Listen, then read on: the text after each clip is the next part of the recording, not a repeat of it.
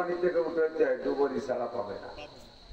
বক্তার বক্তব্য যদি সাধারণ সরল ভাষায় আঞ্চলিক ভাষায় হয় তাহলে ছোট বড় সবাই মুক্তা দিয়ে একটা নিয়ে বাড়ি যেতে পারবে। ফাঁকে ফাঁকে লম্বা লম্বা 5-7 লাইন ইংরেজি, কঠিন কঠিন বাংলা মেরে দিল, সব বাংলা সবাই বোঝে না, ঠিক না? আমার কাশিনী হুজুর রহমতুল্লাহ আলাইহি একটা ছোট্ট গল্প বলতেন। হুজুর বলেন ফাদাইলে কোরআন বলতে যে হুজুর এটা বলতেন সম্ভবত, এক বড় জেন্টলম্যান, উচ্চ শিক্ষিত বড় অফিসার ভদ্রলোক, উনি নদীর ঘাটে গেছেন, মানে কোথাও চলছেন তো নদী পার হওয়া এসে গেছেন। তো নদীর ঘাটে আইসা দেখে খেওয়ালা নদীর উপরে, তো নদী যতটুকু পারের থেকে মোটামুটি ডাক দিলি খেওয়ালা উপরে তো শোনে। তো ভদ্রলোক এই ঘাটে দাঁড়াইয়া, ও পাশে লোক নাই, খেওয়ালা আসতেছে না, বসে বসে যে বিড়ির পর বিড়ি খাইয়েই যাচ্ছে। একটা শেষ হয় মনে হয় যে আসবে, কিন্তু তা আছে না, আর একটা ধরায়। কারণ ভদ্রলোক ওপার যাবে, আকাশে মেঘলা মেঘলা ভাব, এইবারের থেকে খুব শিক্ষিত মানুষ তো, আমাদের মতো আঞ্চলিক বাংলায় কথা বলে, এই পাশের থেকে ডাকতেছে, ওহে কর্ণধার তরি তরে তরাও, ওহে কর্ণধার তরি তরে তরাও। কর্ণধারের সাঁতারও বোঝে না।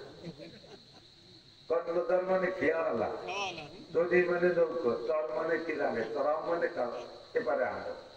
সে তো তার উচ্চ বাংলায় 200 ফিট পানির তলের সাগরের তলের মুক্তা ভাষা দিয়ে ছাড়ছে, ওরে কর্ণধার তরি তরে তরাও, ও বেরিয়ে খাইয়ে যাচ্ছে।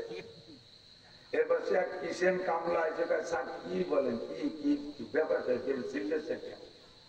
ও বলতেছে, বলবো যে বাবা আমার ওপার যেতে হবে, কর্ণধারকে ডাকছি তো আমার কথা উল্লেখ করছে না।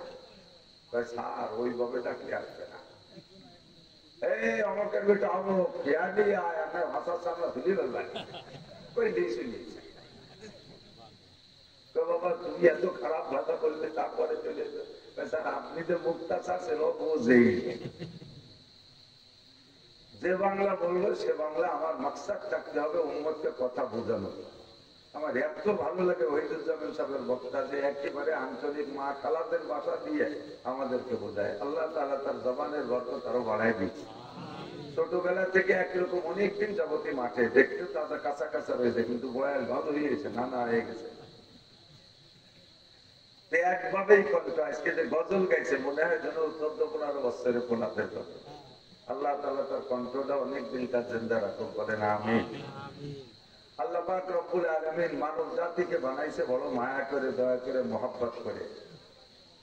যে জিনিস বানাইতে, যে জিনিসের পিছনে যার পরিশ্রম যত বেশি হয় তার প্রতি তার মায়াও তত বেশি হয়, ঠিক না?